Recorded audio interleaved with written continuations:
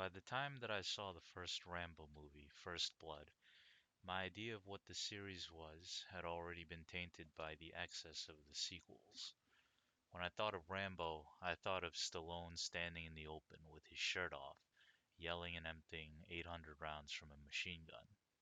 And I don't hate that kind of movie, but I thought that I'd already seen it before with Commando, and it would be hard to top that. But First Blood is, however, a very different kind of movie. Its dialogue is sparse but smart, and the straightforward plot beautifully executed with tense but never overindulgent directing. And Stallone really nails his performance as John Rambo, a man stuck in an endless war against his inner demons. The sequels built Rambo into a more conventional action hero, eventually descending into ridiculousness with Rambo 3. 2008's gritty revival attempted to salvage Rambo's dignity, to a lot of success, by once again making him a tortured loner in a very real and cruel world. And at the end of that movie, Rambo, who has lived for so long as a societal exile, finally gets to go back home. Rambo: Last Blood picks up immediately afterwards, and from its title, seems to want to bring closure to the old soldier. I was cautiously excited to see how Stallone would wrap up Rambo's story. When I saw it, I had some mixed feelings about it. Unfortunately, it's become nearly impossible to discuss the movie honestly. We live in a disgusting era where movie critics, already nothing more than paid shills, are now unable to keep up even the pretense of objective critique. There are political movies, and there is a lot of merit in interpreting movies in their cultural context. But the critic class that we have now is not worthy of doing so. They're not critics, they're marketers. So it's insulting to see them now grading based on woke score rather than a movie's merit as a film. And it's led to an effect where your stance on a movie now represents what side you're on in a cultural war. According to the critics, if you like Rambo Last Blood, you probably live in flyover country and hail Trumpler. And if you dislike it, you're probably, well, one of those people who gets all their nutrition from avocado toast and soy. This is not a political movie, so this review is not going to be about any of all that. I'm just going to look at the movie as a movie. Right off the bat, Rambo Last Blood is okay, but it has a lot of issues. Most of them structural, some of them personal disagreements with its directing choices that I believe work against it. As a send off to Rambo, it works, but it is nowhere near the movie that it could have been or tries to be. The movie starts with the obligatory introductory action sequence. I am not a fan of this trend, where every movie now has to begin in the middle of an action scene, and I really did not like it here. Rambo goes to save some lost hikers in a rainstorm, and it's supposed to be exciting, impressive, and towards the end a little poignant.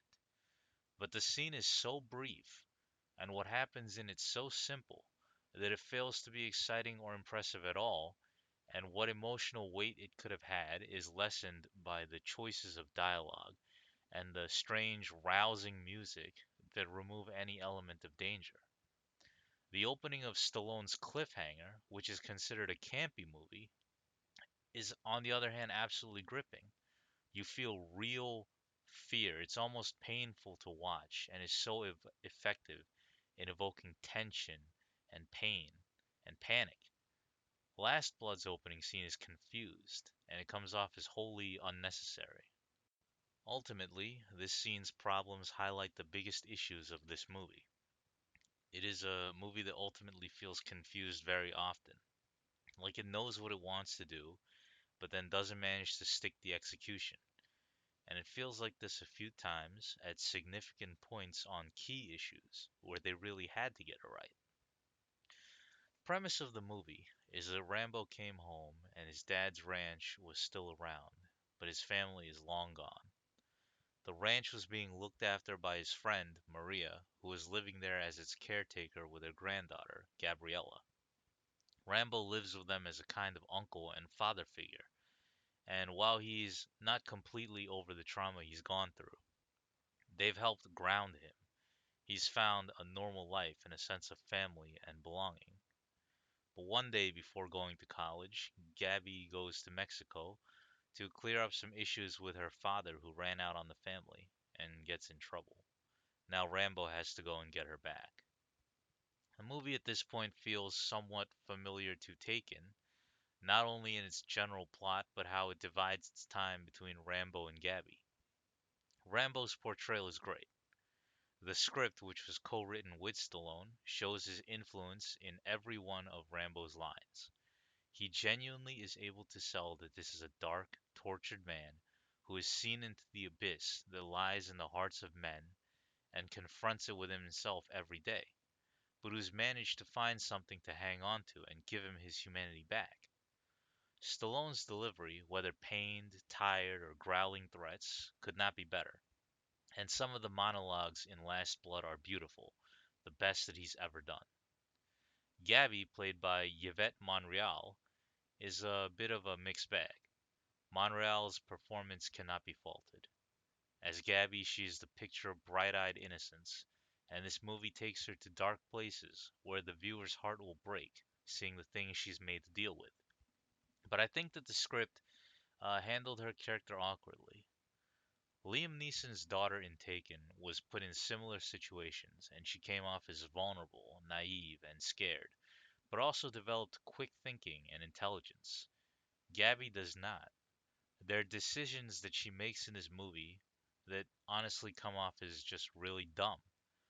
And this wouldn't be an issue if they didn't have Rambo say a couple times, not even just once, but twice, that she's very smart. These decisions seem to have been made specifically by a writer to have this character get railroaded into a specific situation. Logic be damned, and it feels very clumsy. There is not much to say about the other characters in this movie. They're all kind of flat, but they get the job done.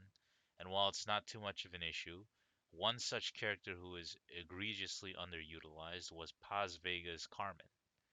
Her role in the movie is important, and she acts as a good foil to Rambo, but is in the movie for like a minute and comes in way too late. What a waste. The two main issues with Rambo Last Blood are one of structure and one of overall mood. The movie spends so much time, uh, about 10 minutes more than it needs, getting Gabby to Mexico, that it lacks the time to flesh out many of its other ideas. The superfluous action scene in the beginning doesn't help either. It also seems like even though they wanted this to be a slow burning, character driven film, more along the lines of First Blood, they lost their nerve and also felt compelled to deliver some action too. So we have some brutal Mortal Kombat tier kills and a big action set piece at the end. But everything is backloaded. The two action scenes are nearly back to back and stuffed into the final half hour of the movie.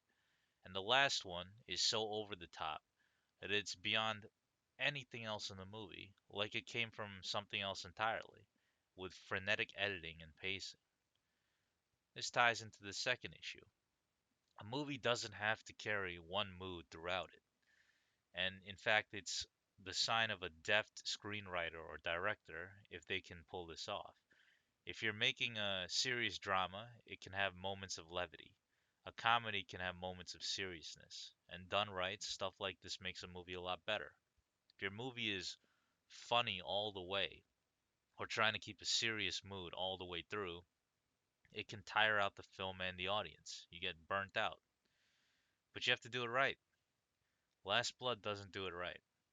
It's a very serious movie about a man who's pulled back into a violent world he thought he'd escaped, but all the acts of brutality and violence that are supposed to give the movie its dark intensity are held off until the end, and the last sequence goes too actiony and becomes silly. They did this better in Rambo 4, with tinges of black humor, and where the Cronenberg-esque violence served a narrative purpose and never ventured so far that it felt gratuitous. Again, here, they do it more clumsily. Rambo performs a beheading on a Mexican cartel member, and this was a great opportunity to explore some of the dark themes in this movie. It's a significant action ripe with potential, as there's an irony to beheading a member of a group known for their beheadings, and the depths to which this shows Rambo sinking into, as well as the feelings of retribution and dark justification that it could arouse in the viewer, are fascinating as they are uncomfortable. But the scene is cut short. Why? Why take your audience to the edge and show us the abyss that's in Rambo's soul and then pull us back at the last second? The movie ends Rambo's story in a way that I believe many will find satisfactory. However, the disappointment of Last Blood is in the way that we get there.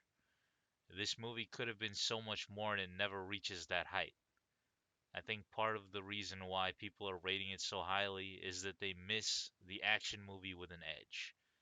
Action movies now are too clean, and people are starved for something more pulpy.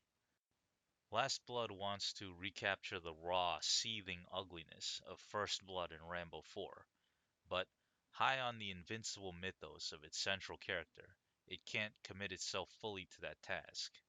It's worth a watch, especially for fans of the character, but what we're left with is a bit of a mess with flashes of brilliance, and not the gem that it could have been.